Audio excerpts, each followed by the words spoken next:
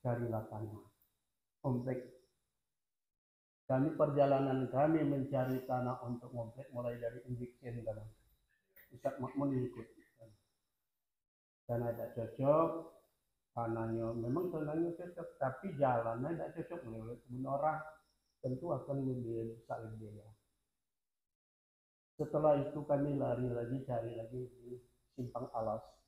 Nah, di Simpang Alas itu ada dua tempat, yang satunya di hutan, ya kilometer, ya kilo 2 maksudnya. Jadi di sana tuh waktu itu musim masih ada kubu, yang kubu ini masih nakal, tidak kelawan gitu. Kami kan buat komplek di tengah hutan itu, yang laki-lakinya banyak ke pasar, yang tinggal sana perempuan. Siapa yang ada ukuran? Tentu kan tidak ada. Jadi carilah, kami mencari lagi dapat apa? Mencari lagi di Simpang Rasal. Itu ditawari tanah oleh orang. Untung itu kami itu istilahnya tuh dicekatkan, tidak tergiur dengan tanah itu. Rupanya itu penipuan. Nah, itu. Nah, alhamdulillah beliau almarhum dapat tanah di SPA. Itu rencana bikin itu. Tadi pandangan almarhum tidak cocok di sana tuh. Melewati itu jalan tuh kurang elok. Tapi alhamdulillah beliau tuh kami cari udah dapat ikan di sana. Cari sana di payung belakang. Itu ada tawaran itu 1,5 hektar. Sudah tidak begitu digobresnya. Alhamdulillah beliau pun ada tawaran dari sini. Kebetulan ini orang ini terdesak. Dia ini terdesak, anaknya Sani, kalau ini adik iparnya Dahlan. Jadi di sana itu adik anak Sani yang satu itu, yang kedua itu, dia terbeban dengan bank, utang bank. Suami yang tadi itu berjudi, banyak ambil bank kan. Jadi rumah itu tergadai ke bank, mau diambil di bank. Dalam jangka 10 hari tidak dilunasi, kita bank. Sesudah itu kan dia mencari untung. Yang menjualnya itu kakaknya namanya Yuli. Nah, langsung disambung dengan pamannya namanya Makel. Jadi kami di sini dari awal kami ingin ngobrol di sini itu tidak lain tidak bukan adalah untuk ibadah, bukan untuk rebut-rebutan, untuk berkuasa-kuasa, bukan. Namun pada saat setelah almarhum meninggal, lain persoalan ini, persoalannya banyak timbul.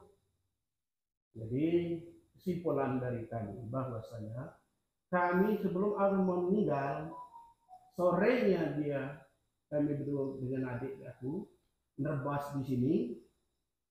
Jadi kami di sini itulah dapat tanah di sini dengan harga berapa? 150. 150. Tetapi ada orang keluarga itu ada tanah yang lebih, akhirnya dipotong 15 dan 135 setahu aku. Nah itu.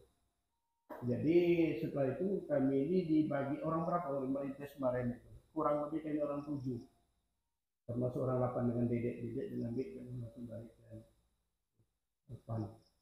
Nah di sana kami tadi dihargai oleh almarhum tanah itu 20 kali 15 dihargakan 3 juta dulu.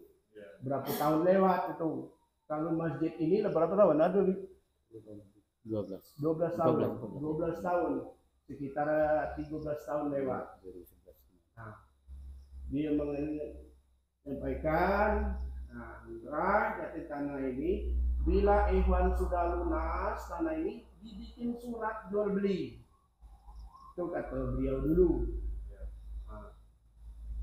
Tapi karena aku sudah menyampaikan ini sejauh sebelumnya, aku sampaikan dengan wali, aku sampaikan dengan Ustadz Makmun sudah sampaikan, Ustadz Abdul Hidayat sudah sampaikan, tapi tidak ada reaksi sama sekali. Ini jadi beban kami di sini. Di sini sertifikatnya 2, dipegang Rois 1, dipegang Idasya 1, itu pecah. Jadi kami ini apa? Kalau duduk di tanah orang, tentu kami dikatakan, oh, sedangkan orang mau beli biaya besar. Itu yang kami tuntut sekarang ini. Kami itu minta tanah itu diberi surat, kapan perlu dipecah sertifikat itu. Jangan sampai nanti ada satu yang maklum lah, itu kalau masih hidup bisa kita, kalau kita tidak ada lagi, itu kan bermasalah. Seandainya jangan sampai terjadi tanah atau sertifikat itu tergada di bank atau di pinjam orang apa, tentu kita yang kena. Yang orang yang bikin rumah ini bisa diangkat. Nah itu yang persoalannya tuh. Jangan kita anggap remeh ini. Nah jadi maksud ini kami sampaikan, tanah komplek ini tidak sama yang di Cilinci, tidak sama di Muhajirun, tidak sama di wilayah. Apa sebab? Di Cilinci itu yang megang siapa? Imam dengan wali langsung megang. Itu kalau di Cilinci sama, di wilayah itu wali sendiri megang. Kalau di sini siapa megang? Nah, tanah itu beli, bukannya warisan, bukan, bukan hibah. Nah itu maksud kami itu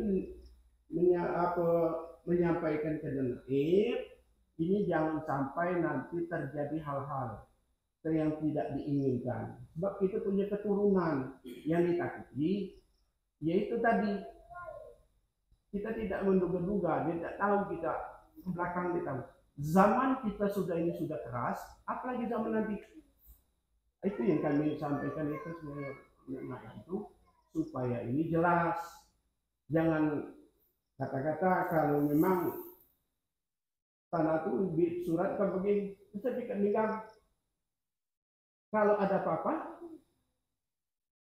nah itu. Kalau ini untuk kita di luar cukup bagus, orang tidak akan tahu. Tapi kalau kita di dalam ini yang menjadi permasalahan. Itu yang kami sampaikan, itu yang aku sering menyampaikan dengan Buan, dengan Pak Res. Apapun yang saya sampaikan ini, aku ngomong dulu dengan Res. Dia tidak akan nyerubuk ini. Aku sampaikan dulu. Dan saran Res begitu dijelaskan bagaimana caranya. Nah, kemarin itu nyampai dengan Buan, semua saya panggil Naib untuk menyelesaikan ini. Jadi wasiat dari almarhum dari tanah ini, satu, dia tanah ini bila selesai dibeli, dibayar, bikin surat. Yang kedua, tanah ini tidak boleh diperjualbelikan keluar kecuali sama ikhwan. Yang ketiga, kalau ada orang datang selain dari 7 orang tadi, itu harganya lain. Itu almarhum dengan kami. Yang keempat, siapapun datang ke komplek ini atau letak di komplek harus berurusan dengan satu wali, satu rois. Itu menjaga ukhuwah, itu yang dekat ukhuwah tadi. Ini kadang-kadang orang masuk, keluar, masuk, keluar, masuk. Tidak tanpa ada izin lagi. Itu maka katakan tadi, di mana ukhuwah itu. Jadi dari kami tegaskan itu ya. Itu insya Allah komplek itu tuh. Jadi tinggal penegasan dari Naib. Karena kami sudah izin dengan Naib, dengan apa namanya, kalau Buan ini di sini ini di Amir Makas kalau tidak tahu. Jadi tahu galau dia. Jadi kalau Buan terus terang katanya dia dihibahkan oleh orang dulu di belakang itu karena dia tuh kerja di sini dulu. Dari Mentawak kerja tiap hari saja bersihkan SPA di sini juga. Tuh, itu ya yang disampaikan. Agak satu dulu. Kalau udah dia dulu Andri, ada juga yang disampaikan tuh dari tadi. Ya, sampaikan ya. Mumpung ada Naib.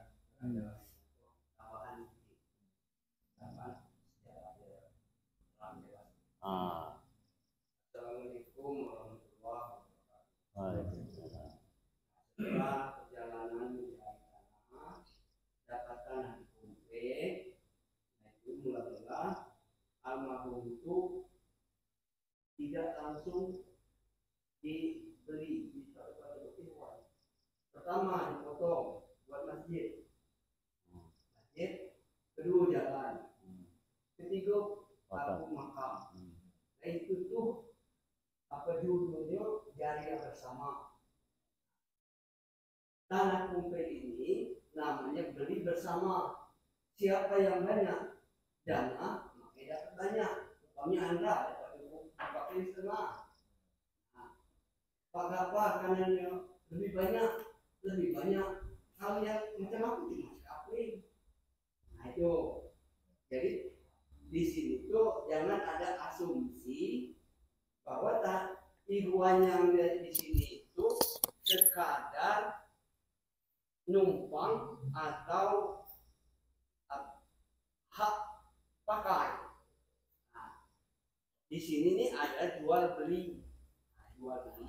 Kalau namanya jual beli itu ada kwitansi, ada surat menyurat.